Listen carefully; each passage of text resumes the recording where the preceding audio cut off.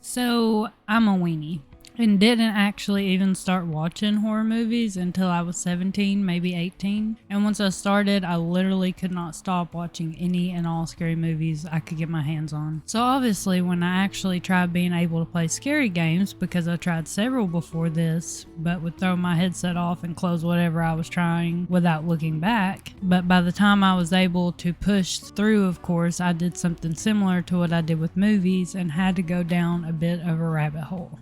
Starting with, I'm sure you guessed it, Phasmophobia, I went buck wild, and so I wanted to share my top 3 multiplayer horror games without including Phasmo, as it is one of the most well known. These games are going to be indie games. It's just what I personally tend to buy in the genre. Most importantly, these games have great replayability for the price. Please also leave your favorite spooky recommendations in the comments. I would love to see what you got.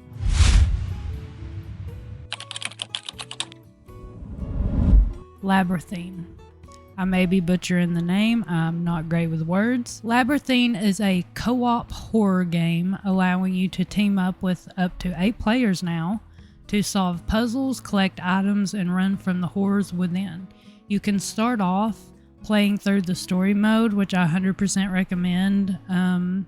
I did that with some friends a few years ago, and it was an absolute blast. I always knew that I would go back and play that again as I was playing it, and that's pretty good telltale sign when something's good. You will be dropped in front of a maze and met with a couple notes and 2 magazines to pick up, of which you need to collect 25 of these magazines. Actually, I already restarted the story, and it is 30 of these magazines, so I apologize. And I couldn't find what you get for doing this online, so I'm not sure what reward you get for getting all 30. So if anyone here has played already and knows that, please let me know. Along the way, you'll pick up a flashlight and some glow sticks you can drop as you go to help with the getting lost aspect. It's a maze, you can easily get lost, so you drop these along the way to see where you've already been, kind of thing. I still get lost constantly. It's just part of who I am at this point. You and your friends have to solve some puzzles to progress, and watch out because something will be trying to stop you every step of the way.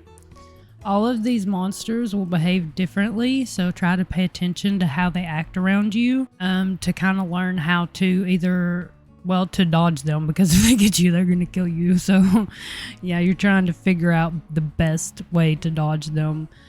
For example, some of them may not be able to hear you, and other ones may not be able to see you. Do not cheat and turn your in-game audio off. You are no fun. Don't do it. Don't worry, when you've completed all the chapters, the fun is not over. Your friends and you can team up and play case files to continue leveling up and unlocking new cosmetics you can equip. It's been a few years, like I said, since I've played through the story mode, but you could just play the case files, but you'll kind of learn more about the game in general through playing the story mode. So even if I didn't recommend it just because it was awesome, I would still recommend it because, you could just play case files, but don't do that. Do that after you finish the story mode, because I said. They also sell some pretty cool merchandise, which, to be honest, I'm interested in getting some of that. So if you enjoy the game and want to throw some extra support their way, definitely check out their merchandise. It's on the main menu page. You can't miss it. Click it, check it out.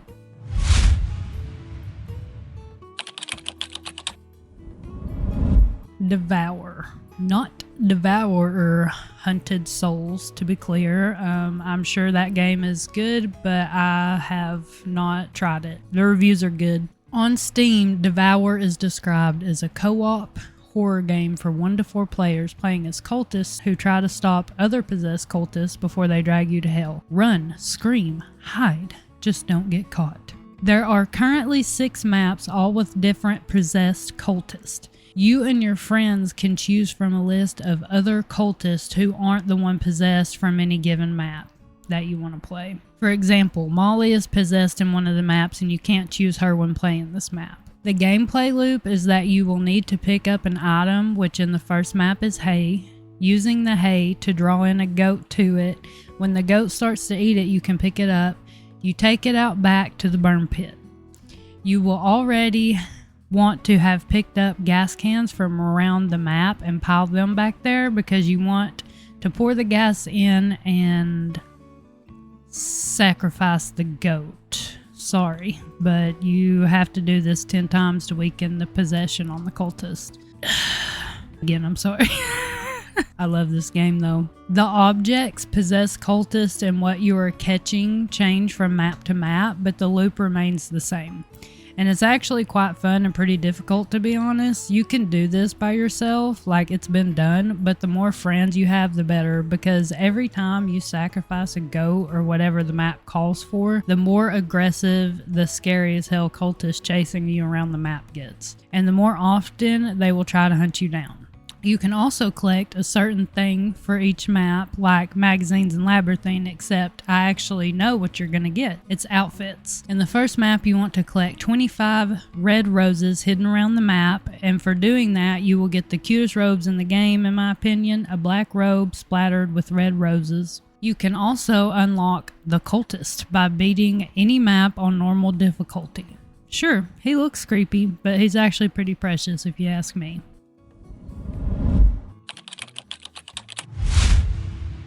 Forewarned is a co-op survival horror game. You can team up in a party with up to 4 friends. It's set in ancient Egyptian ruins where you play as archaeologists, investigating phenomena, collecting treasure, discovering lore, surviving dangers lurking in the ruins, and banishing the evil from within.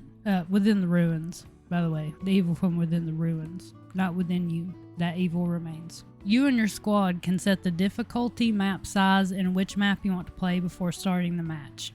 You'll then spawn outside of one of the ruins and find tables with backpacks on each one. Find your backpack and click it, laying out all your equipment on the table. You can upgrade all of your equipment using the coins you pick up in game. You can do this from a computer in the lobby area where you are before starting the game. Oh, pets. You can also unlock companions. Fantastic. You can do that at the computer as well. I think this comes later on. I'm forgetting what you need to unlock a pet. I'm feeling like it's some kind of prestige coin or something like that. I totally forgot, to be honest with you. I just bought an alligator and moved on, as one does. Once you are loaded up with equipment, one of you can pull the blue lever to open up the entrance into the ruins. You'll want to use your equipment to gather evidence of the Magi. I'm probably butchering that. Sorry, Magi. That's how I say it. Sorry if it's wrong. Your team will be dodging something the map will throw at you, like crocodiles, snakes, sometimes spiders. Mummies can get you or chase you down in every map, I think. But I think that has more to do with which Magi it is. It's called reanimation. And you swipe your torch at them and it burns them. But you can also swipe your torch at, crocodiles and things like that, and that kind of scares them off. The Magi also finds different ways to jump scare you, which is fun. You will know when you have all the evidence when you can no longer cycle through the Magi's on the right under your evidence tab. The information page on them will show you 2 symbols, and you will go to the door to enter the tomb, and you will enter those symbols on the left side and then hit the right side to select that Magi. If you are right, you will enter the tomb, open it, revealing the Magi, and take the item it holds. Now, if you were wrong, the Magi will then be released as soon as you hit the button on the right. You will have to survive it long enough to find a blue lever in the darkness. And then once you find and pull this blue lever, you can escape where you entered.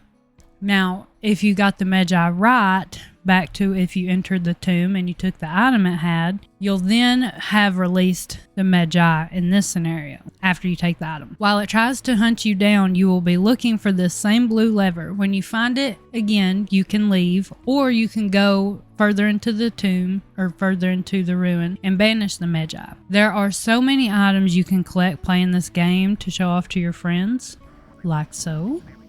Wow. All right, so I hope I've done the Spooky Games community proud with my recommendations. Again, please leave any of yours down below. I'm always looking for a good horror game, and I'm sure anyone else who ended up here is too. So, thanks for watching. Oh, Shit.